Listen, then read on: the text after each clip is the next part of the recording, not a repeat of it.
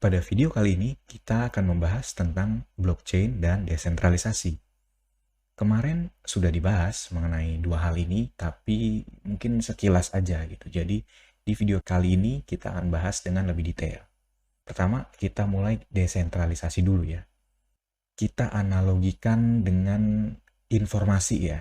Jadi, kalau zaman dulu, kita mendapat informasi itu hanya dari media-media tertentu. Kayak misalnya kita tiap pagi baca koran gitu kan misalnya, atau baca majalah, atau yang lebih baru lagi mungkin kita nonton TV untuk mendapatkan informasi. Nah, di situ informasinya bersifat satu arah. Jadi dari koran itu atau dari TV itu kita mendapatkan informasi. Nah, itu sistem yang terpusat.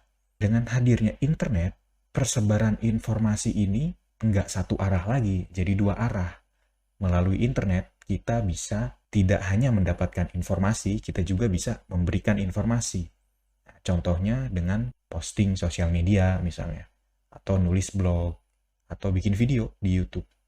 Nah, ini sama juga dengan sistem keuangan. Kalau sekarang sistem keuangan itu terpusat, semuanya berpusat di bank, mulai dari penerbitan uang di bank, penentuan nilai uang di bank, jumlah uang beredarnya juga bank yang menentukan, mau transfer atau kirim uang itu semuanya melalui bank. Nah, dengan hadirnya blockchain, sistem keuangan bisa terdesentralisasi seperti informasi tadi. Jadi kita bisa kirim uang langsung dari pengguna ke pengguna lain, direct ya. Sehingga kita nggak lagi tergantung banget sama bank itu. Jadi kita bisa katakan blockchain itu melakukan apa yang internet lakukan pada informasi. Kalau internet mendesentralisasi informasi, maka blockchain mendesentralisasi keuangan. Nah, kalau proses transaksi di bank itu, semua transaksi kan diverifikasi oleh bank itu ya. Servernya juga terpusat. Misalnya bank ABC, ya servernya cuma satu, yaitu server bank ABC itu. Bedanya di blockchain, blockchain itu punya sebuah sistem yang namanya miner. Apa itu miner? Miner itu adalah jaringan komputer yang berada di seluruh dunia, yang mereka itu membantu untuk memproses transaksi yang ada di blockchain. Mereka memverifikasi semua transaksi dan membuat blockchain menjadi aman. Nah, miners ini juga seringkali ya pengguna blockchain itu juga, seperti kita-kita ini gitu. Jadi bedanya dengan sistem bank tadi, servernya blockchain itu ada di seluruh dunia, yaitu para miner tadi. Kenapa miners ini penting dalam blockchain? Karena merekalah yang memproses semua transaksi yang ada di blockchain. Mereka yang memverifikasi transaksi dan secara bersamaan juga melindungi blockchain. Loh, kenapa disebut melindungi blockchain? Karena tadi mereka kan berperan sebagai server dari blockchain tersebut. Dan mereka ada banyak di seluruh dunia. Jadi, kalau misalnya seorang hacker mau menyerang blockchain itu, mereka harus menyerang semua miner yang ada di blockchain itu. Ya katakanlah, di blockchain itu ada 1000 miner. Si hacker ini harus nge-hack itu 1000 miner secara bersamaan. Karena kalau enggak, satu mereka hack, yang lain masih ada servernya. Dan begitu mereka coba nge-hack yang lain, yang satu itu sudah terpulihkan, misalnya gitu kan. Nah, tadi saya sebutkan kalau miner itu juga ya para pengguna blockchain seperti kita-kita ini.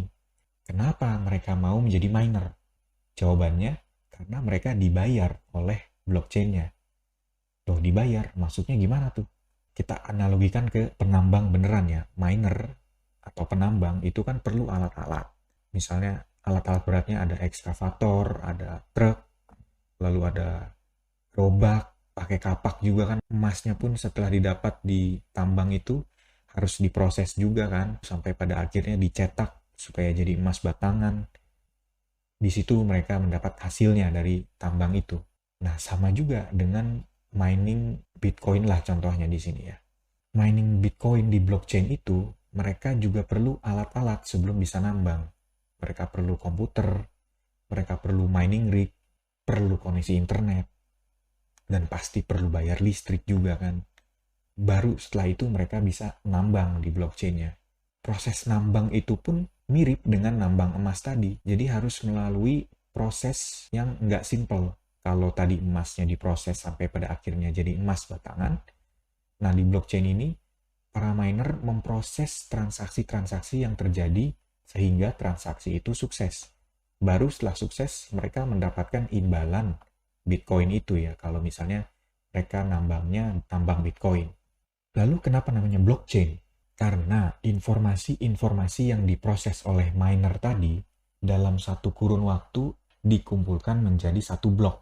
Beberapa detik kemudian ada transaksi lagi, itu dikumpulkan menjadi blok yang lain. Blok-blok tersebut lalu dihubungkan, dirantai, makanya namanya chain ya, dirantai dengan blok-blok lain.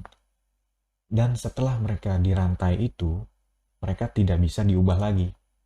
Makanya ada istilah di blockchain itu immutable, bahwa semua transaksi yang sudah tercatat di blockchain itu tidak bisa diubah lagi dan tidak bisa dihilangkan. Oke, sampai sini dulu pembahasan di video kita. Sampai jumpa di video berikutnya.